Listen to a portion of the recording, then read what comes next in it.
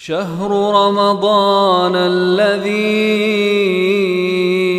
أنزل فيه القرآن.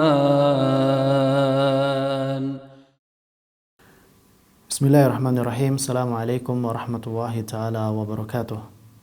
Alhamdulillah wassalatu wassalamu ala rasulillah wa amma ba'd.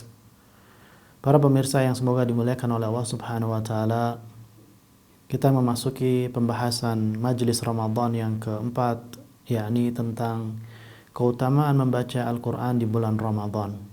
Allah subhanahu wa ta'ala berfirman di dalam surah Fatir ayat 29, yang artinya sesungguhnya orang-orang yang selalu membaca kitab Allah dan mendirikan salat dan menafkahkan sebagian dari rizki yang kami anugerahkan kepada mereka dengan diam-diam dan terang-terangan, mereka itulah yang mengharapkan perniagaan yang tidak akan merugi. Kemudian yang kedua, tentang keutamaan membaca Al-Quran di bulan Ramadan, bahwasanya ketika itu Jibril datang kepada Rasulullah SAW dan mengajarkan kepada Rasulullah SAW Al-Quran pada tiap malam.